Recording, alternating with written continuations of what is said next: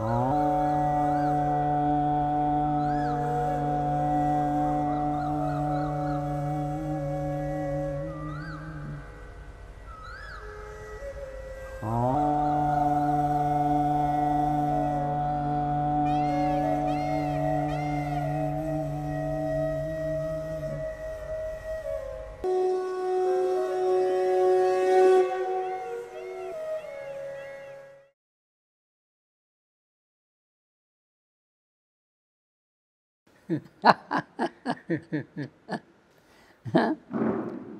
చిత్రము నేను గమనించితిని.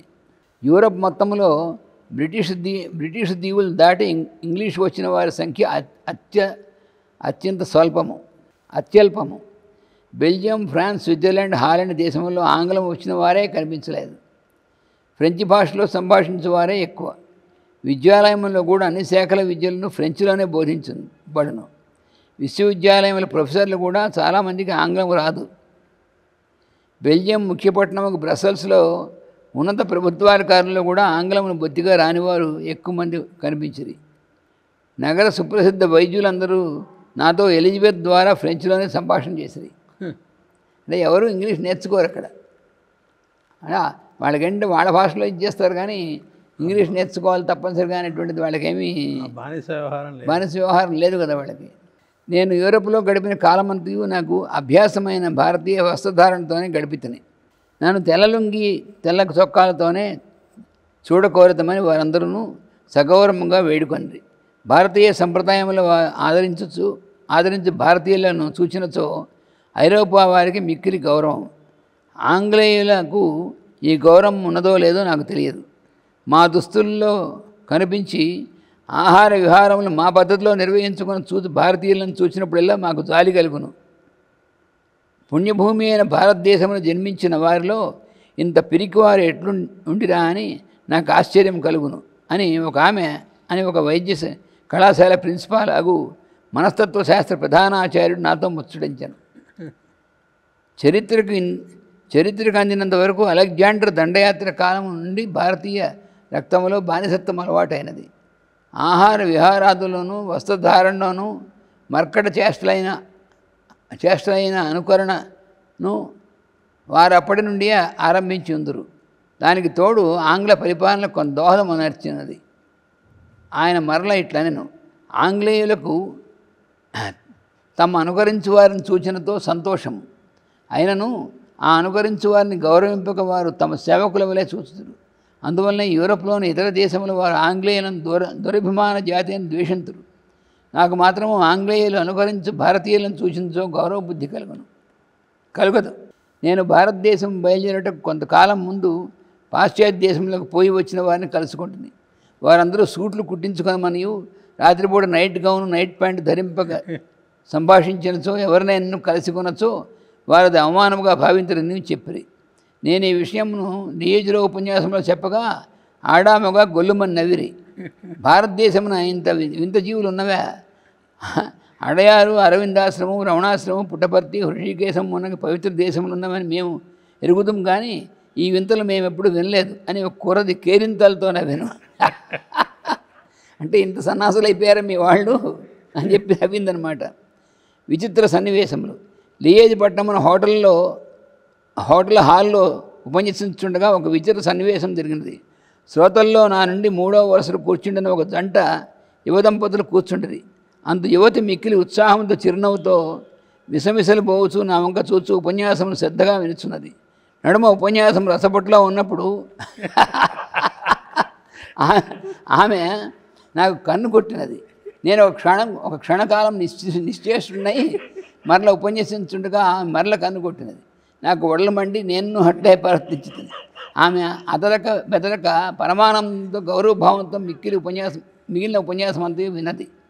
ఎమ్మ ఇంటికి తిరిగి వచ్చిన వెనుక నేను ఎలిజబెత్తో ఈ విషయం వివరించింది.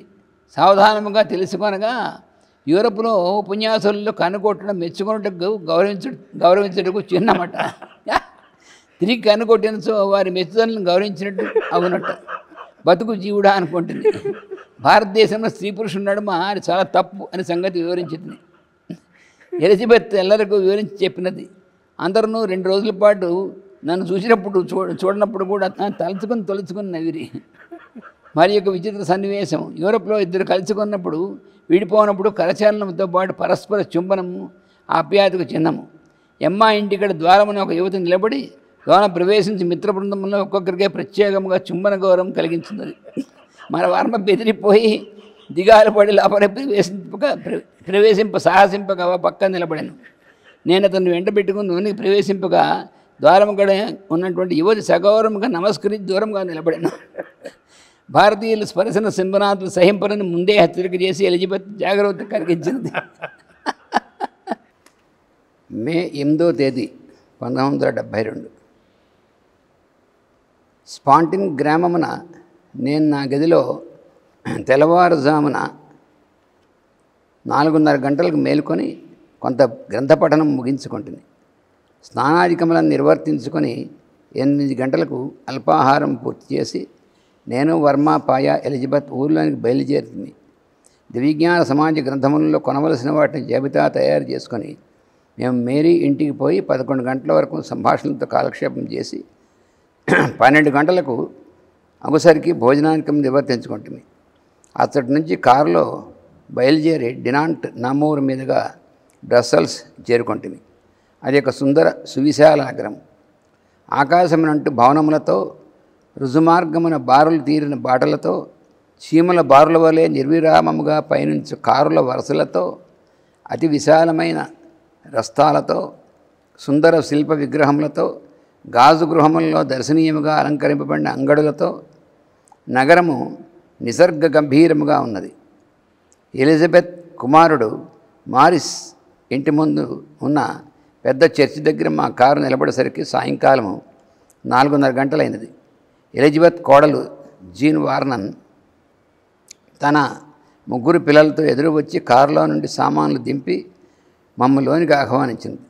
బలిష్టముగా అతిమాత్ర ప్రమాణముగా ఉన్న వారి నల్ల పిల్లి మాకెదురు వచ్చినది. అది వెనుకకు నడుచుచూ మమ్మ ఆహ్వానించినది. ఇది అక్కడ సామాన్యమైన విషయం. చాలా ఇళ్లలో పిల్లులు బాగా బలంగా ఉంటాయి, కానీ మన భారతదేశంలో పిల్లులు ఎగరలేవు, కదలలేవు. వారి ఇల్లు ఒక 4 అంతస్తుల విశాల భవనము. కింది భాగం వారిది కాదు. అతడు ఒక్కొక్క అంతస్తు ఒక్కొక్కరికి కొని సొంతము చేసుకున్నట్టు ఉన్నది. మిగిలిన 3 అంతస్తులను వారివే. 2వ అంతస్తులో వారి కుటుంబం ఉండును. 3వ అంతస్తును ఎలిజబెత్ కొనది. పూర్వము ఆల్బర్ట్ సెసి బ్రస్సెల్స్ వచ్చినప్పుడు అంత నివాసం చేసిరి వాడట. నాకును వర్మకును ఆ అంతస్తు ఏర్పాటు చేసిరి. 4వ అంతస్తున వారి యోగ సాధనా మందిరము, రిచువల్ హాల్, వరల్డ్ మదర్ ఆరాధనా మందిరము ఉన్నవి. మేమున్న అంతస్తులో మారిస్ గ్రంథాలయం ఉన్నది. అందు పెక్కు సంప్రదాయములకు చెందిన బ్రహ్మ విద్యా సంప్రదాయాలను వివరించినవి అరుదైన గ్రంథములు ఉన్నవి. Blavatsky, Annie Besant, Leadbeater, Alice A Bailey సంపూర్ణ గ్రంథమాల, ఈజిప్ట్ టిబెట్ తంత్ర గ్రంథములు, మెసానిక్ రాసకృషియన్ కృతరహస్య సాధనా గ్రంథములు కూడా ఉన్నవి. పరిచయమైన వెనుక నేను వారిని చూడవచ్చునా అని అడిగితిని. మీరు మా గురువులు. ఆల్బర్ట్ సెసి ద్వారా మీరు చాలా కాలం కిందటనే మాకు పరిచితులు. మీరు రచించిన యోగ సాధన గ్రంథం ప్రకారము మేము అనుదినము ధ్యానం ప్రేయర్ చేసుకొనిచున్నాము. మా యోగక్షేమములు మా గ్రంథములు సర్వం మీకు అధీనము అని జీన్ వార్నన్ పలికాను. పోయి చూతును కదా గ్రంథములలో ఎక్కువ భాగం ఫ్రెంచ్ భాషలో ఉన్నవి. అవి అపురూప గ్రంథములు. కొన్ని అపురూప గ్రంథములు మాత్రము ఆంగ్లంలో ఉన్నవి లభించినవి. అవి the secret teachings of all ages, astrology of the mysteries, new messianic history, the golden dawn 2 volumes. నేనచ్చటున్న దినములలో పై 4 గ్రంథముల పఠనమును పూర్తి చేసి తిని. మారిస్ దంపతుల ఇంటి 4వ అంతస్తు సుందరముగా అలంకరింపబడి ఉన్నది. అందు ప్రాచీన చీనా దేశ పురాతన శిల్పముల చిత్రములు గోడల్లో అమర్చబడి ఉన్నవి. అంతస్తుల్లోని గదులన్నీ మా నివాసమునకై చక్కగా తీర్చిదిద్దబడి ఉన్నవి. నేను వర్మ ఆ అంతస్తులో బస చేస్తుంది. అందుకు విశాలమైన సమావేశశాల, విశ్రాంతి గది, వంటశాల కలవు. మేము సామాన్లను చేర్చి దుస్తులు మార్చుకునేసరికే ఎలిజబెత్ అప్పగారగు పాయ వంట పనులలో నిమగ్నమైనది. జీన్ వార్నన్ అనగా ఎలిజబెత్ కోడలు తన పిల్లల సంరక్షణ పూర్తి చేసి మాతో సంభాషించుతూ కూర్చుండెను. రాత్రి సుమారు 9 గంటల వేళకు ఆమె భర్త ఆఫీసు నుండి వచ్చి మా సంభాషణలో పాల్గొనాను. దివ్యజ్ఞాన శాఖకు అనేక జాతుల యోగ సాధనలకు సంబంధించిన విశేషములను మేము సావకాశంగా ముచ్చటించుకుంటుమి. మారిస్ దంపతులు పిన్న వయస్సు వారయ్యూ చక్కని ఆధ్యాత్మిక ప్రబోధము, లోతైన స్వభావము, ఆపేక్షలు, ఉత్సాహము, వివేకము గల ఆదర్శ వ్యక్తులు. వారు దివ్యజ్ఞాన సమాజమునందును, ఫ్రీ మేసనరీ క్రతుశాఖ యందును, ఈజిప్ట్ రహస్య సోదర బృందమునందును, ఐసిస్ క్రతుమండలి యందును ప్రముఖ పాత్ర వహించుతున్నారు. ఇవి కాక బాలబాలికల ఆధ్యాత్మిక క్రతుమండలి యందు రౌండ్ టేబుల్ శాఖకు జీన్ వార్నన్ శిక్షణాధికారం వహించున్నది. ఆమె భర్త రోమన్ క్యాథలిక్ క్రతుకాండలో పురోహితుడి పదవిలో ఉన్నాడు. ఇరువును అనేక జాతుల ఆధ్యాత్మిక వాంగ్మయములను చక్కగా గ్రోలినవారు. కృష్ణావతారంలోని గుహ్య విద్యను కూర్చిన రాజయోగ శాఖలోని అంశములు మా సంభాషణలో ప్రముఖ పాత్ర వహించను. నేను భగవద్గీతలోని ఒక నూతన కక్షను గూర్చి వారికి వివరించి తిని, అది రాజర్షుల సంప్రదాయములకు సంబంధించిన విదేహము అనబడు యజ్ఞము. కర్మ మార్గమున సిద్ధి పొందుట అందరి పరమావధిగా జనకుడు దానికి మూల పురుషుడుగా శ్రీకృష్ణుడు కీర్తింపబడిను. ప్రభువే యజ్ఞమూర్తి అయి ప్రజలను కుటుంబములుగా ఏర్పరిచి వివాహ సంస్థను నెలకొల్పుటతో పూర్వం మనవు ఈ క్రతువును ప్రవర్తింపజేసను. కుటుంబంలోని వ్యక్తులు నిర్వర్తించుకున్న దినచర్యలో ఒక్కొక్కరు మిగిలిన వారికై ఫలితము కోరక పనిచేయుట ఎందు శిక్షణమును అప్రయత్నముగా జరుగును. ఈ సంస్కారముతో నిష్కామ కర్మయోగము వేరుగా సాధన చేయకే సాధింపబడును. ఈ సంస్కారముతో పొలములను పశువులను సేవించుట నేర్పిన జనకుడు అను బిరుదునామం వహించి నాగేటి కర్రను తన యజ్ఞమునకు ధ్వజముగా నిలిపెను. నాగేటి చాలుతో సీతను సృష్టించెను. సూర్యకిరణముల నుండి దిగి వచ్చిన మేఘములతో సీతకు కళ్యాణం చేసెను. ఈ క్రతువు భగవద్గీతలో రాజవిద్య రాజగుహ్యము అనే పేర వ్యంగ్యముగా కీర్తింపబడినది. ఈ క్రతువునకు వేరుగా యజ్ఞశాల నిర్మింప పని లేదు. ఇతరులు చూడరాదని నియమం లేదు. పొలమే యజ్ఞశాల, భూమిని పండించుటయే యజ్ఞము. దాన్ని పాకమునకు తెచ్చు వాతావరణం ప్రసాదించు సంవత్సరమే యజ్ఞపురుషుడు. ఇందరి భావగాంభీర్యమునకు, ఆచరణీయతకు, సాధుశీలతకు, ప్రాచీన సంప్రదాయ సిద్ధికి, శ్రీకృష్ణుని ధర్మ పునఃసంస్థాన శీలతకు ఆ దంపతులు ఎంతయో మురిసిపోయి పారవస్యం వహించిరి. నవీన మానవ నాగరికత పంజరమున ఇటు రాజవిద్యను మరల కృతమార్గమున దర్శించుట ఎంత దుస్తరమని వారు ఆవేదన పొందిరి. అటుపైన కొంతడవు జ్యోతిష్శాస్త్రము, ప్రాచీన విద్యల సంకేతములు అను అంశములను కూర్చి కొంత వివరించింది. ఇప్పుడేంటంటే ఈ పైన చెప్పినటువంటి విషయం భగవద్గీతలో ఇలాంటి క్రతువు గురించి ఎక్కడ ఉంది అని వెతుక్కుంటూ ఉంటారు మామూలుగా. అంటే భగవద్గీత చాలామంది పారాయణ చేస్తూ ఉంటారు. భగవద్గీత చాలామంది వాళ్ళకి సంబంధించినటువంటి ఇవన్నీ కూడా కామెంటరీస్ అవి చదువుతూ ఉంటారు.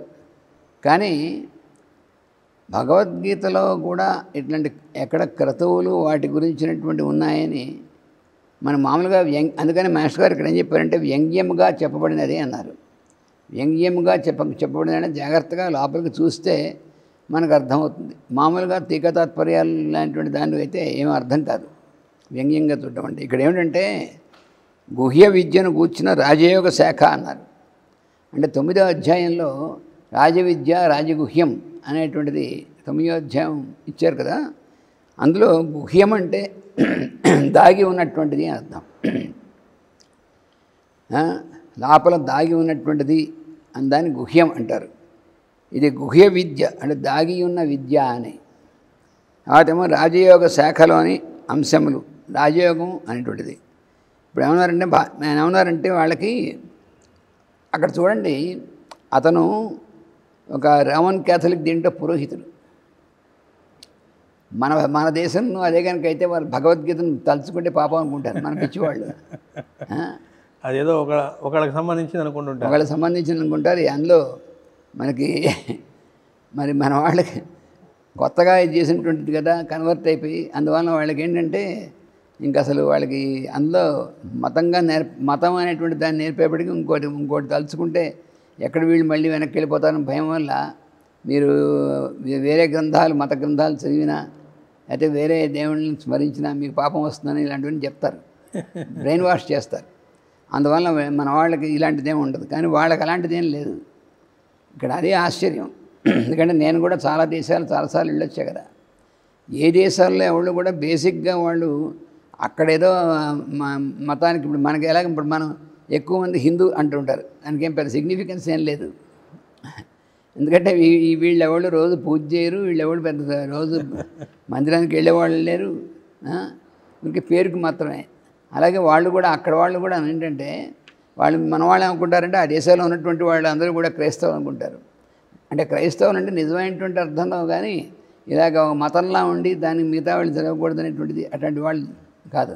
అందుకని వాళ్ళు మాస్టర్ గారిని అడిగి తెలుసుకున్నటువంటిది భగవద్గీతలో ఉన్నటువంటిది అంతర్లీనంగా ఉన్నటువంటిది ఏమిటో అనేటువంటిది అడిగారు అన్నమాట మాస్టర్ గారు. అందుకని మాస్టర్ గారు ఏం చెప్పారంటే భగవద్గీతలోని ఒక నూతన కక్ష్యను కూర్చి వారికి వివరించి తిని అన్నారు. భగవద్గీతలో ఒక నూతన కక్ష్య ఉంది. నూతన అంటే చాలామంది తెలుసుకోలేకుండా ఉన్నటువంటిది అని అర్థం. ఆ కక్ష్య అంటే దాంట్లో ఏమిటంటే రాజర్షుల సంప్రదాయం. జనకాదులైనటువంటి రాజర్షులు అని మెన్షన్ చేశారు శ్రీకృష్ణుడు స్వయంగా ఆయనే చెప్పాడు. దానికి సంబంధించినటువంటి దాన్ని విదేహం అనేటువంటి యజ్ఞం అని చెప్పారు మాస్టర్ గారు. విదేహం అంటే దేహమునకు మన భౌతికమైనటువంటి దేహాలకు సంబంధించినటువంటిదే కాదు, దానికి అతీతమైనటువంటి యజ్ఞం అనేటువంటిది అందులో ఉంటుంది. అందులో కర్మ మార్గమును సిద్ధి పొందుట అందులో పరమావధి. అంటే ఏంటంటే పని చేస్తూ దాంట్లో సిద్ధి పొందడం అనేటువంటిది, కానీ పనులు మానేసి మన ఏదో జ్ఞాన మార్గం లేకపోతే ఈ మార్గం అనేటువంటిది అనుకుని చేయవలసినటువంటి కర్తవ్యం పనులను మానేసి కూర్చొని చేసేటువంటిది కాదు. జనకుడు దానికి మూలపురుషుడుగా శ్రీకృష్ణుడు కీర్తించను. అది జనకాదయ అని చెప్పడంలో అదే అర్థం.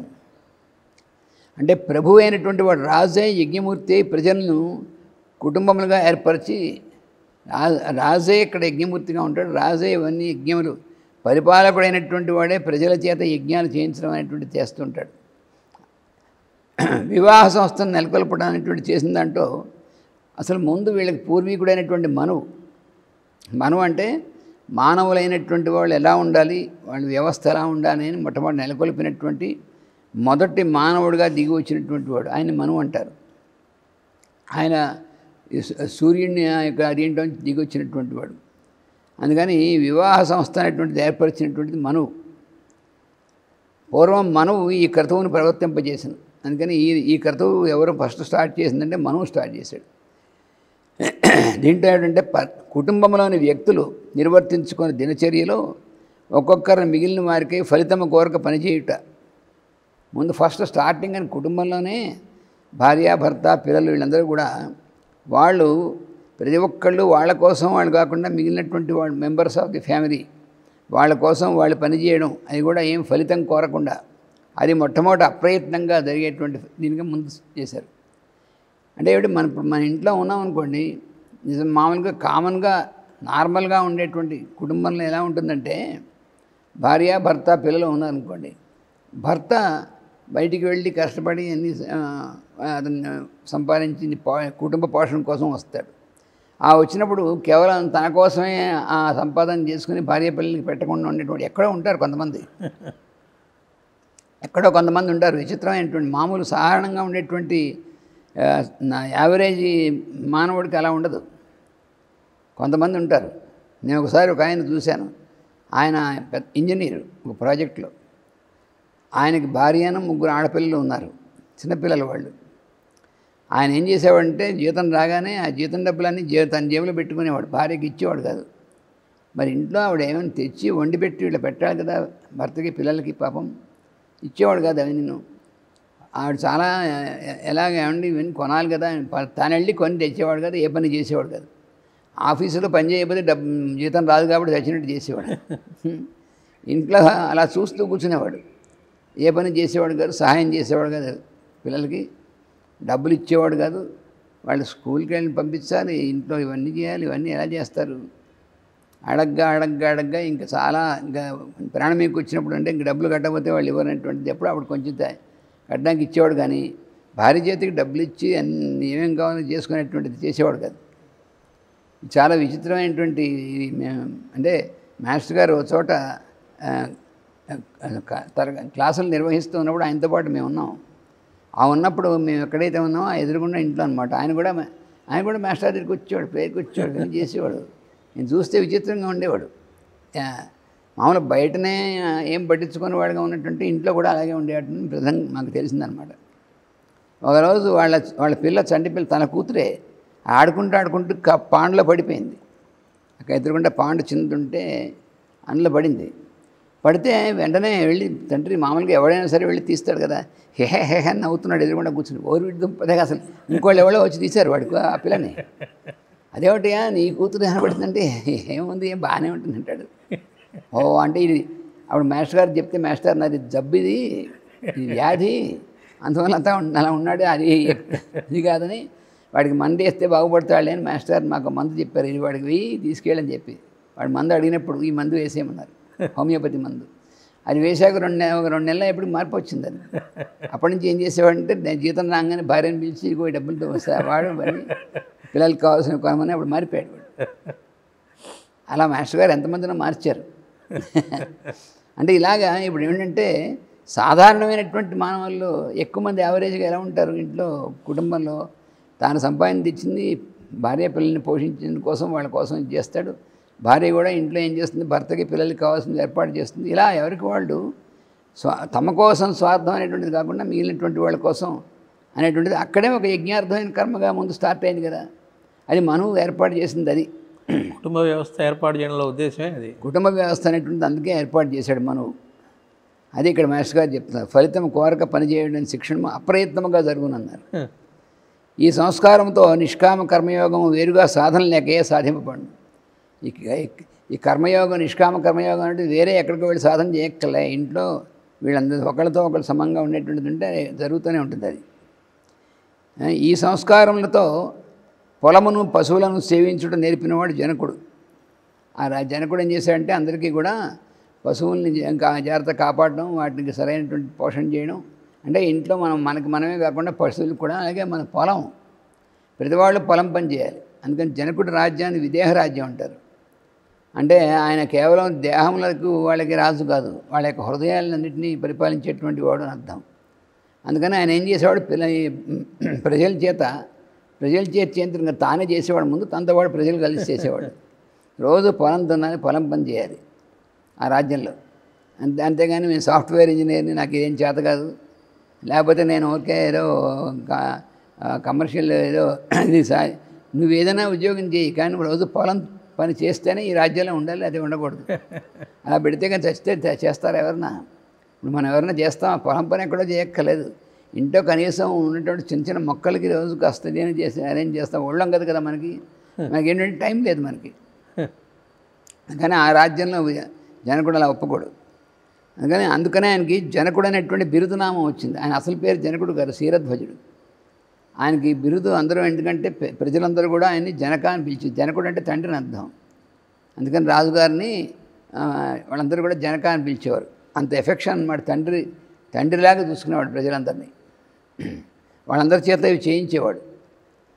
అందుకనే ఆయన యొక్క ధ్వజం క్షీరధ్వజుడు అని పేరు కూడా ఎందుకు అంటే, ఆయన యొక్క ధ్వజం అనేటువంటిది రాజులకి పైన జెండా ఉంటుంది కదా, ఆ జెండా మీద నాగలి ఉండేది. క్షీరం అంటే నాగలి అనమాట. నాగేటి చాలుతో సీతను సృష్టించాను. అందుకే ఆ యజ్ఞం చేసేవాడు కాబట్టి ఆయనకి సీత దొరికింది. ఆ యజ్ఞం దీనిగాను సూర్యకిరణం దిగి వచ్చిన మేఘములతో సీత కళ్యాణం చేశాను. ఆవిడ కళ్యాణం ఎవరితో చేశారు? రాముడితో. రాముడు సూర్యవంశం నుంచి దిగి వచ్చినటువంటి వాడు, నీలమేఘుడైనటువంటి వాడు. ఈ క్రతువు భగవద్గీతలో రాజవిద్య రాజగుహ్యం అనేటువంటి పేరుతో వ్యంగ్యముగా కీర్తింపబడినది. ఇక్కడ సీత అంటే ఆ ధాన్యము, పొలము అది పండడం కోసం పడే వర్షమే, అదే భగవంతుడు మేఘం వర్షించడమే రాముడు. అందుకని సీతారామ కళ్యాణం అంటే మామూలుగా వాళ్ళిద్దరి వివాహమే కాదు, నిరంతరం కూడా భూమి మీద జరిగేటువంటి కథ ఇది. ఇది మాస్టర్ గారు సూచించారన్నమాట.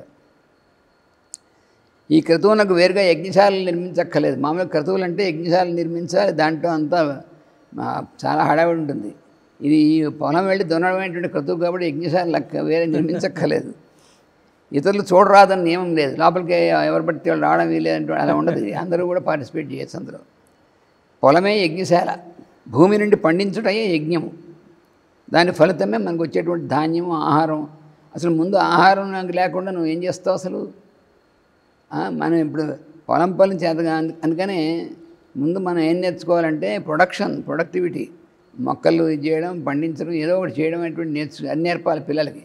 అది నేర్పకుండా వీళ్ళకి చిన్నప్పటి నుంచి బూట్లు, బ్యాగు ఇవన్నీ కొనిపెట్టి నర్సరీ దగ్గర నుంచి కూడా స్కూల్కి వెళ్ళడం తప్ప ఇంకేం చేత కాకుండా బరుద్దాయిలో పెంచడం అనేటువంటి చేస్తే వెళ్ళే బస్సు ఎంత ఏసీ, ఇంట్లో ఏసీ, బస్సులో ఏసీ, స్కూల్లో ఏసీ అంటే ఇంకెందుకు పనికిరారు. ఆరోగ్యం ఎందుకు బాగుండదు, ఎందుకు పనికిరారు, రెసిస్టెన్స్ పవర్ ఉండదు, శ్రమపడలేరు, తర్వాత ఏ పని చేయలేరు, ఏ పని చేత కాదు మనం చేయడానికి. అసలు చిన్న కామన్ అనేటువంటి కూడా తెలియనటువంటి అజ్ఞానంలో ఉంటారు. ఇంట్లో పాలు ఎక్కడి నుంచి వస్తాయని ఎవరిని అడిగితే ఆ ప్యాకెట్ చిల్లు పడితే అందులోంచి వస్తాయని, అందుకని తెలియదు ఎక్కడి నుంచి వస్తాయి. ఆవులు ఉంటాయి, గేదెలు ఉంటాయని తెలియదు. సిటీలో ఉన్న వాళ్ళకి ఏం కనిపిస్తుంది, ఆవులు గేదెలు తెలియదు పిల్లలకి. కానీ పిల్లలకి వీళ్ళు చెప్పారా అంటే అవి చెప్పరు. అందుకని అదేనమాట. దీన్ని బట్టి అసలు యజ్ఞము అనే దానికి కేవలం హోమగుండాలు వాటిల్లో చేసేవి మాత్రమే కాదు, అది మాత్రమే కాదు, నలుగురికి పనికొచ్చేటువంటి ఈ పంటలు పండించడం ఇవి కూడా యజ్ఞములే. అసలు ప్రధానమైనటువంటి యజ్ఞం అది, కృషికర్మ వారి ప్రధానమైనటువంటి యజ్ఞం. అదేదో పనికిరాని పని అన్నట్టుగాను తయారు అంటే ఏమిటంటే ఇంత బ్రిటిష్ వాళ్ళు చేసిన పని మనకి. మనం ఇంతకుముందు చెప్పుకున్నట్టుగా బ్రిటిష్ వాళ్ళు మనం ఎలా చెడగొట్టారంటే మనందరినీ కూడాను మనకి చదువు అనేటువంటిది ఆ మెకాలే గాడు మనకి ఇలాంటి ఎడ్యుకేషన్ తయారు చేసే అబద్ధాల ఎడ్యుకేషను. దాంతో ఏంటంటే ఈ స్కూల్కి వెళ్ళడం, ఇవన్నీ డిగ్రీలు తీసుకోవడం, ఇవన్నీ చేసి చివరికి వాళ్ళ దగ్గర ఉద్యోగస్తులు కావడం, అది వాడికి కావాల్సింది. వాడి చేతిలో వాడి దగ్గర అది వాడు పర్మనెంట్గా భారతీయులందరూ వాళ్ళ దగ్గర ఉద్యోగస్తులు గాను, వాళ్ళ దగ్గర పనివాళ్ళు గాను అట్లా ఉండాలనేటువంటి దానికోసం వాడు ఆ విద్యా విధానం ఇచ్చాడు. దాన్ని మన వాళ్ళు లొంగిపోయారు. అందుకనే వీళ్ళు ఎవరికి ఏ పని, ఇంట్లో ఒక పని వస్తుందా చాలామందికి అసలు ఇంట్లో ఏం చేస్తారు, ఇంటికి పనికి వచ్చే పని ఒకటి పోనీ వాళ్ళకి. దాంతోపాటు మేసనరీ వచ్చా, సరే చిన్న గడియ పాడైపోయింది అనుకోండి బిగించుకోగలడా, చిన్న వైర్ ఇదైపోయింది అనుకోండి పెట్టుకోగలడా, వాడు వెంటనే వాడు ఎలక్ట్రీషియన్ రావాలి, లేకపోతే కార్పెంటర్ రావాలి, అంటే చిన్న పనులు కూడా చేసుకోలేరు. అంటే పడుద్దాయిలుగా తయారు చేసింది మాట చదువు. మనం చదువుకుంది అదే. ఇందలి భావగాంభీర్యమునకు, ఆచరణీయతకు వాళ్ళు ఈ విని ఎంతో ఆనందపడ్డారు. వాళ్ళు అయ్యయ్యో ఇలాంటిది ఇంత విలువైనటువంటిది ఉండి ఇది ఉన్నటువంటిది ఎవరికి తెలియకుండా పోతుందని చాలా ఆవేదన పడ్డారు. ఇంతలో వారి మిత్రులకు ఒక వైద్యుడు నన్ను చూడవచ్చును. అతడు హోమియోపతి యందును మనస్తత్వ పరిశీలనాత్మక చికిత్సా విధానమునందును పరిశోధన చేసినట్ట. పాపం అతడు ఒక మానసిక వ్యాధికి పీడితుగా నాకు కనిపించను. చాలామంది సైకాలజిస్టులు అందరూ కూడా వాళ్ళకే ముందు ఏదో ఒకటి వ్యాధి ఉంటుందన్నమాట. వాడు చూడంగానే వీడు సైకాలజిస్ట్ అని తెలిసిపోతుంది. అతడు సూక్ష్మబుద్ధియే కానీ అపాత్రమైన ఒక వివాహ వేదనచే శుష్కించి నీరసముగా, విరహ వేదనచే అపాత్రమైన ఒక విరహ వేదనచే శుష్కించి నీరసముగా ఉండెను. అతని జాతకమున ఇంద్రగ్రహం ప్రభావము చూపుతున్నది. కన్నుల్లో చంద్రోదయ సమయమైన కడలి కల్లోలం కనిపించున్నది. చంద్రోదయం అయినప్పుడు సముద్రం దగ్గర ఎలా అయితే అలలని అటు ఇటు ఎగిసి పడుతుంటే అతని కన్నుల్లో అంత అలాంటి ఆందోళన కనిపిస్తుంది. అప్రయత్నంగా ఇతరుల స్వభావం గూర్చి, భవిష్యత్తును గూర్చి, పరిసరములను గూర్చి విశేషములు అతని మనఃఫలకములకు దర్శనమగుచుండని నేను గ్రహించి వివరించి చెప్పితని. నీకు ఇలా ఉంటుంది కదా అని చెప్పేసి వివరించేప్పటికి అతను ఆశ్చర్యం, ఇదేంటిది కళలోకి చూసి ఎలా చెప్పేశారు నన్ను ఆశ్చర్యపోయాడు. ఈ అంశములు సత్యములే అనియు కానీ తన అధీనంలో లేవనియు దానికి ఏమి చేయవలనని అతను ప్రశ్నించాను. అతని జాతకమున ఇంద్రగ్రహణకు శని వేధయుండుట వలన చొరవ లేకుండుట, బిడియము, భీతి, పిరికితనము ఉన్నవని వివరించుతుంది. ఇంకనూ అతను కొన్ని నూతన సిద్ధాంతములను కల్పించుకున్నాను. వారిని వివరించుటకు సంకేతములను కూడా తానే కల్పించుకున్నాను. స్వతఃప్రమాణమైన ఒక నీతి మార్గమును స్వతంత్రంగా కల్పించుకొని దాని భావ పరివేషములో అతడు బద్ధుడై ఉన్నాడు. అతడు కల్పించుకున్న శాస్త్ర దర్శనములలో కొన్ని సత్యములున్నవి కానీ ఎక్కువ భాగము ఇంద్ర శనిగ్రహముల ఇంద్రజాలములైన మిథ్యాకల్పనలు. మొత్తం మీద అతడు ప్రజ్ఞావంతుడే కానీ అదృష్టహీనుడుగా కనిపించను. నాకు అతనిపై జాలి కలిగినది. అతని సిద్ధాంతములను ఓపికతో విని యథాశక్తిగా ప్రోత్సహించింది. ఆ వైద్యుడు వెడలిపోయిన వెనుక మారిస్ అలసి ఉండుటచే నిద్రింపపోయింది. అతని భార్య మాత్రము చాలా తడవు ఆ వైద్యుని గురించి సంభాషించను. అతడు సామాన్య సంఘజీవిగా ఆరోగ్యవంతుడిగా ఆశావాదిగా మెలుగునట్లు మార్చగల ఉపాయం ఏదైనా కలదా అని ఆమె నన్ను ప్రశ్నించను. అది చాలా దుస్తరము. పూర్వజన్మ శాపం సంబంధించిన దుష్కర్మ గలవారి జాతకములలో ఇంద్రగ్రహము శని వేదన పొంది ఉండును. నెప్ట్యూన్ అనేటువంటి గ్రహం శాటర్న్తో ఎఫ్లిక్ట్ అయి ఉంటుందన్నమాట. అట్టివారు మారుట చాలా కష్టము. చిరకాలము సూర్యగ్రహ ధ్యానం యొక్క ప్రభావమును అతనిపై ప్రసరింపజేయగలిగినచో కొంతవరకు బాగుపరచుటకు అవకాశం ఉండును. ఆమె భూమధ్యము నుండి ఆరెంజ్ రంగు కిరణము అతని భూమధ్యమునకు ప్రసరించినట్లు అనుదినము కొన్ని నిమిషములు ధ్యానం చేయవలను. దాని విధానమును ఆమెకు వివరించింది. అంటే స్పిరిచువల్ హీలింగ్ ఎలా చేయాలో చెప్పారు. మా సంభాషణములతో రాత్రి 11:30 గంటలైనది. ఆనాడు ఎలిజబెత్ జన్మదినమట. ఆమె జన్మకాలం సరైగు రాత్రి వేళ అయినది. నాతో సంభాషించున్న జీన్ వార్లను అందరూ నిద్రలేపి బర్త్డే కేక్పై అమర్చిన మైనపు ఒత్తులను వెలిగింపగా మేమెల్లరము చుట్టూ చేరితిమి. ఎలిజబెత్ మైనపు ఒత్తులను ఊది ఆర్పినది. ఎల్లరము హ్యాపీ బర్త్డే గీతం పాడితిమి. ఎలిజబెత్ పంచిపెట్టగా కేకును పూజించి అందరం నిద్రించితిమి.